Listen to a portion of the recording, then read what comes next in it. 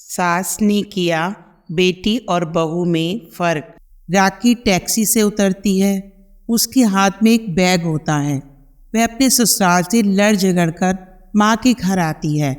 वह अपनी माँ को देखकर रोना शुरू कर देती है। ये कैसा घर में शादी की है माँ मेरी, किसी को भी मेरी परवाह नहीं है। और तो और इस हालत में भी सारा काम करो। अरे बेटी, तू रो क्यों रही है? तेरी माँ भी जिंदा है। चल अब आंसू बहाना बंद कर।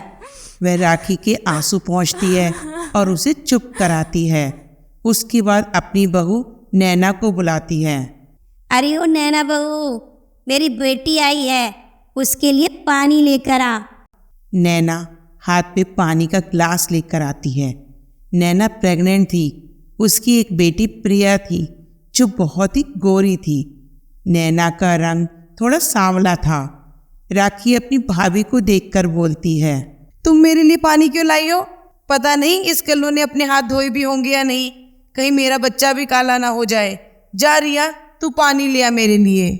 प्रिया रसोई में जाकर एक गिलास पानी लेकर आती है। ये लो बुआ जी, पानी पी लो।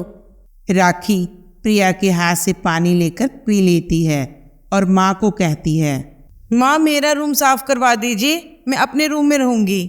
राखी तेरे कमरे में अब तेरे भैया भाभी सोते हैं, तू दूसरे कमरे में जाकर सो जा। अरे वाह माँ, मेरी शादी क्या हो गई, आपने मेरी सारी चीजें अपनी लाडली बहू को दे दी। लगता है हम तो कुछ है ही नहीं, कहीं अपना हिस्सा ना मांगना पड़ जाए आपसे। नहीं नहीं दीदी, आप कैसी बातें कर रही हो? ये पूरा घर ही आपका है। आपका जहाँ दिल करे वहीं रह लो। राखी अपनी भाभी को कोई जवाब नहीं देती। उसे इग्नोर करके गेस्ट रूम में सोने चली जाती है। लेकिन अगले दिन अपनी काली भाभी के खिलाफ अपनी माँ को बहुत भड़काती है। देख रही हो ना माँ, अपनी लाडली बहू की करतूत। घर के सारे कपड़े धोए, बस मेरे ही छोड़ दिए। नैना बहू, तूने राखी के कपड़े क्यों नहीं धोए? अरे नहीं नहीं माँ जी, मैं क्यों छोड़ूंगी दीदी के कपड़े। बस मुझे जो नजर आए वो मैंने धो दिए। लगता है दीदी कपड़े अभी लाई हैं। अरे अरे अरे, क्या बोल रही है? कपड़े तो पहले से ही पड़े थे। लगता है जानबूझकर लेकर नहीं गई। मेरी बेटी यहाँ रहने आई है, तुझे उसके कपड़े धोने में क्या शर्म आती है? अरे बहस करने की कोई ज़रूरत नहीं है।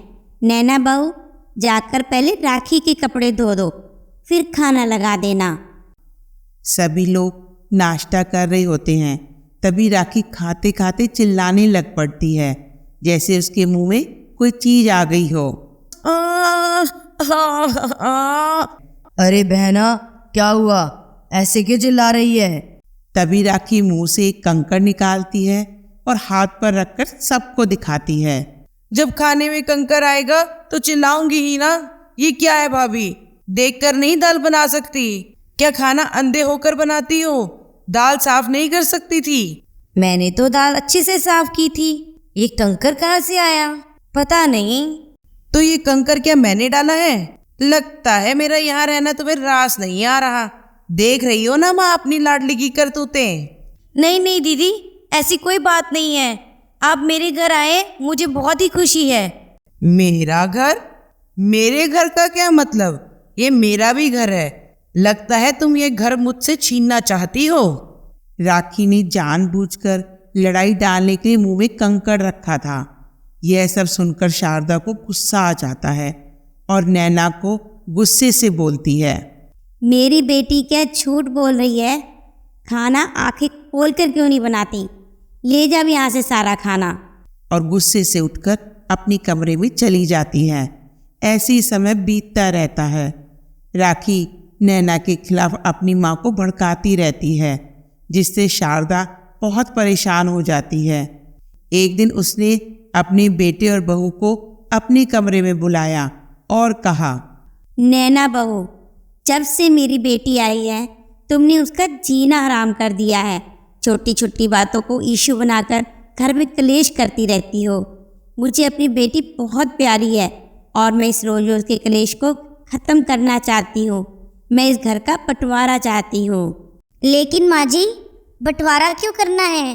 बंटवारे के बाद हम सब बिखर ही जाएंगे। हाँ हाँ, तुम तो ऐसा ही बोलोगी। तुम्हें तो पूरा घर चाहिए। अपनी माँ के घर से जो सीख कर आई हो, ये पूरी प्रॉपर्टी चाहिए तुम्हें। दीदी, आप ऐसा क्यों सोचती हो? मैं तो यही चाहती हूँ हम सब साथ रहें। माँ को मना कीजिए ना आप भी। बस बस, ज़्यादा अच्छा बनने की ज़रूरत नहीं है। राखी ने मुझे सब कुछ बता दिया है कि उसके आने के बाद तुम्हारे तेवर ही बदल गए हैं। मैं आज इस घर का बंटवारा कर दूंगी। शारदा अपनी बेटी को एसी वाला रूम और सारा फर्नीचर वगैरह देती है और उधर अपनी बहू को एक टूटा फूटा कमरा और उसी कमरे में एक चूल्हा और कुछ बर्तन देती है। माँ, आपने बंटवारे में मुझे और मेरी बीवी को बस इतना ही दिया है। हमारा गुजारा कैसे होगा? मुझे जितना देना था मैंने तुम्हें दे दिया है। अगर तुम्हें नहीं चाहिए तो ये घर छोड़कर जा सकते हो। मुझसे बहस करने की ज़रूरत नहीं है। इतना कहकर शारदा वहाँ से चली जाती है और अपनी बेटी के साथ रहने लगती है। जैसे जैसे समय बीतता है, राखी काम करना छोड़ देती है और घर का सारा काम शारदा को ही करना पड़ता है। माँ माँ माँ, कब से आवाज़ दे रही हूँ और आप यहाँ टीवी देख रही हो। जल्दी से कुछ खाने को बना दो। आपको तो पता है मैं इस हालत में काम नहीं कर सकती। अरे बेटी, मेरी तबीयत थोड़ी ठीक नहीं है। मैंने अभी अभी दवाई खाई है। सोचा थोड़ा आराम कर लो, इसलिए टीवी लगा लिया है। जैसे ही तबीयत ठीक होगी मैं खाना बना दूंगी बेटी। अरे ना करने की 100 बहाने। अगर नहीं बनाना तो मुझे कह दो, मगर झूठ तो मत बोलो कि मेरी तबीयत खराब है। ऐसा कहकर राखी अपनी कमरे में चली जाती है, लेकिन शारदा को अपनी बेटी की कई बातें अच्छी नहीं लगती। शारदा की तबीयत ज़्यादा खराब हो जाती है। वो बेटी को आवाज़ मारती है। राखी, ओ राखी, इधर आ बेटे। मेरी तबीयत बहुत खराब हो रही है।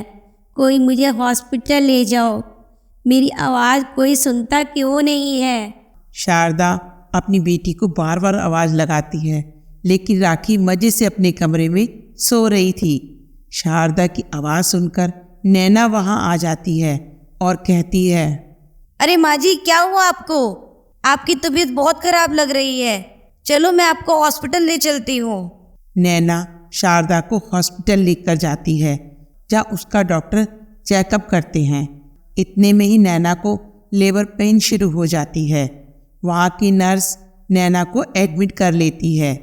कुछ ही देर में नैना एक बेटे को जन्म देती है। उधर राखी को भी लेबर पेन शुरू हो जाती है। वो अपनी मदद के लिए सभी को आवाज़ देती है। माँ, मेरी मदद करो, मुझे बहुत दर्द हो रहा है। मेरे को दर्द हो रहा है। कहाँ गए घर के सब? माँ कहाँ हो? भाभी, कहाँ हो भाभी? तभी प्रिया वहाँ आती है और कहती है, बुआ जी, मेरी मम्मी दादी माँ को हॉस्पिटल लेकर गई हैं। तभी वह राखी का पति आ जाता है।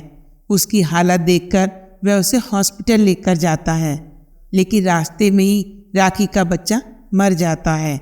जब उसे इस बात का पता चलता है तो उसे अपनी गलती का एहसास होता है। ये मेरी गलती का ही नतीजा है। मेरी करनी का ही फल मुझे मिल रहा है। राखी अपनी गलती की नैना से माफ़ी मांगती है। शारदा को भी अपनी गलती का एहसास हो जाता है। राखी अपने पति के साथ अपने ससुराल वापस चली जाती है और उसके बाद वह काले गोरे का भेदभाव ख़त्म कर देती है। अगर आपको ये हमारी कहानी अच्छी लगी है तो इसे लाइक और ज़्यादा से ज़्यादा से शेयर कीजिए। और अगर आपने हमारा चैनल सब्सक्राइब नहीं किया है तो सबसे पहले सब्सक्राइब कर लीजिए और हाँ, नोटिफिकेशन बेल को ज़रूर प्रेस कर लीजिए ताकि हम जब भी नई नई कहानियाँ लेकर आएँ वो आप तक पहुँच सके। तो मिलते हैं अपनी नई वीडियो में नई कहानी के साथ। तब तक के लिए take care. I see you.